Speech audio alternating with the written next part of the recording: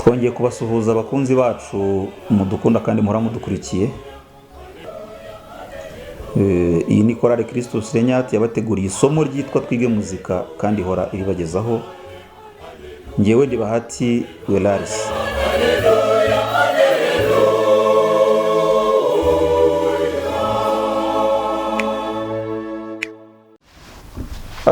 Umutwe wa 9 w'isomo ryacu witwa ibimenyetso mpinduzo cyangwa se signe d'altération. Hanyuma hamwe n'ibimenyetso mpinduzo tugiye guhita tureba icyo bita urwego rw'amanota cyangwa se la gamme.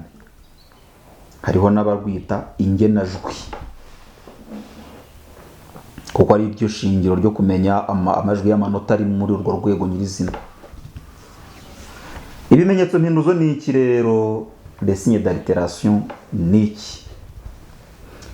Mu muziki wanditse ibimenyetso mpinduzo bihindura ubutumburuke umurangiro ku ijwi rikomoka mu inota rimwe riri kumwe na kimwe muri ibyo bimenyetso muri muhondwanota. Nuvuga ko ibyo bimenyetso byandikwa bigendanye n'amanota. Iyi nota rifite icyo kimenyetso, ariko n'icyo kimenyetso ubutumburuke bwaryo burahinduka. Ubutumburuke ni iki? Umurangiro waryo urahinduka. Mu nyandiko nyamuziki rero ibimenyetso mpinduzo bigaragara mu mashusho 5 atandukanye. Amashusho 5 atandukanye. Reka tugerageze kubishushanya. Aha ngaha hari ikimenyetso cyandikwa gitya. Hari ikimenyetso cyandikwa mu ishusho yenda kumera nk'inyuguti ya ba, ariko ntabwo ari ba. Hari ikimenyetso cyandikwa gitya.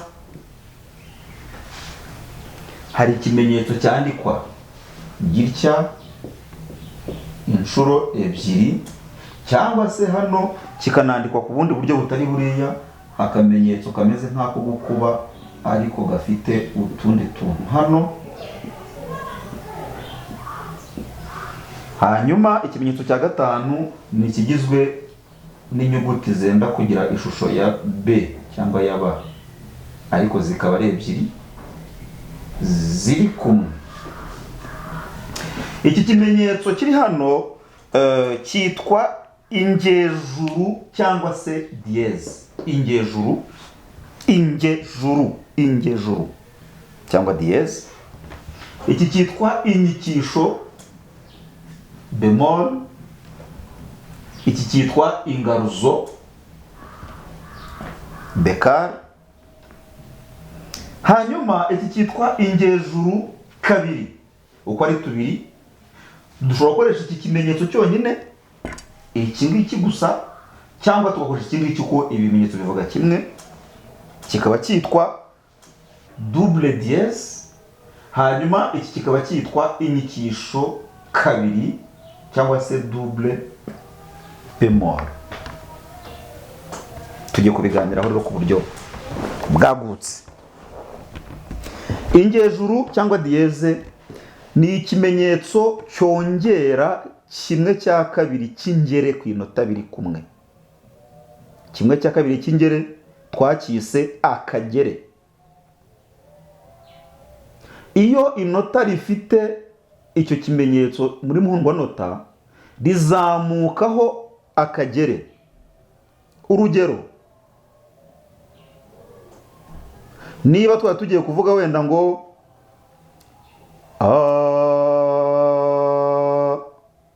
hamwe na dièse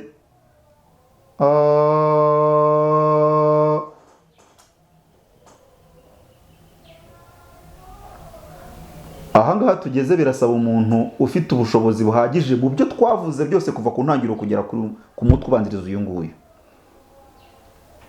Ntabwo ari isomo ry'umuntu wiga cyane, ahubwo ni isomo ry'umuntu ufite ibyazi, ukeneye ko byaguka.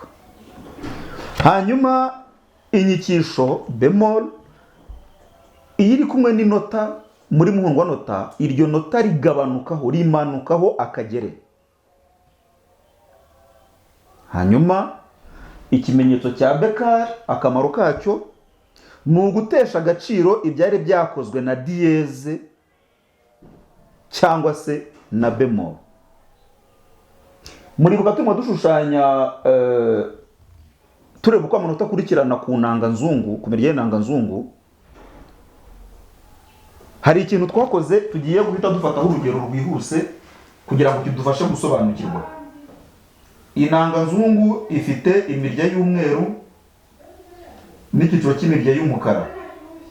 Ngenda afata imirya 3 y'umukara nako y'umweru. Hanyuma hagati y'umurya w'umukara, y'umurya w'umweru umwe n'undi murya w'umweru umwe hakazamo umurya w'umukara umwe. Ikibaho cyacu kiradufasha kubisobanukirwa neza.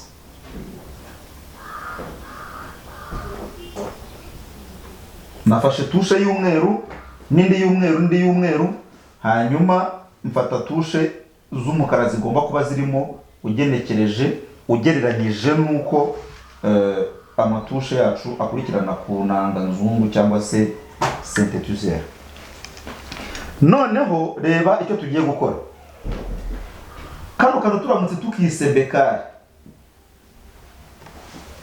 kuvuga ko bekari inota riba riri mu buryo bwaryo busanzwe. Inota riri ibumoso rizaba rifite bemol ebyiri cyangwa se double bemol. Inota ry'umweru riri iburyo rizaba rifite double dièse. Mubikurikire. Kubera iki mvuye kuri bekari gahita njya kuri double bemol urimo ngana ibumoso? Kubera iki? Kuko imirya y'intanganzungu ikurikirana mu buryo butandukanywa n'akagere, iy'umweru n'umukara. Bivuze ko kuva kuri iri nota uza kuri iri nota, aha niho nzabona bemol imwe. Kuva kuri iri nota nza kwiri, aha niho nzabona dièse. Bivuze ko iyo uvuye kuri iri nota uba wongereyeho akagere kugira ngo ugere kuri iri ngiri. Ni wongera kandi kagere nibwo uragera kuri iri ngiri. Iyo uvuye kuri iri nota uba ukuyeho akagere kugira ngo ugere kuri iri ry'umukara. Wakora kandi kagere ukagera hano. Niyo mpamvu hano hari double bemol, hano hakaba double dièse. Ibi bintu sinzi niba murimo kubibona ariko mubikurikire kuri iyi. Nshobora kuza gutanga urundi rugero ariko nitwigira imbere gatoya. Turabashimiye ko mwakurikiye muri benshi nk'uko bisanzwe, ariko kandi mbere y'uko dusubika isomo dusoza irya none, turabibutsa gukora share, like, muri comment turakomeza kwakira ibitekerezo, ibyifuzo, ibibazo kugira ngo turebe uburyo twakomeza tugatunganya isomo rikajya ritugeraho ritunganye kurushaho. Ariko tunabibutsa ko subscribe ari ngombwa. Utarayikora n'ubuzi utarayikora, mwibutsa ko kantu kugira ngo isomo rijye riza hita ribona ku buryo bwihuse. Mwibuke kandi ko kwiga ari uguhozaho. Uko amasomo agenda akurikirana ni byiza ko mugira imbaraga zo kujya muyasubiramo. Iyo ko muyasubiramo niko mugenda mugira uburyo n'ubushobozi bwo kumva azagenda akurikiraho. Ngaho rero nimukomeze mwige kandi mwigire kumenya. Murakoze. Byiza.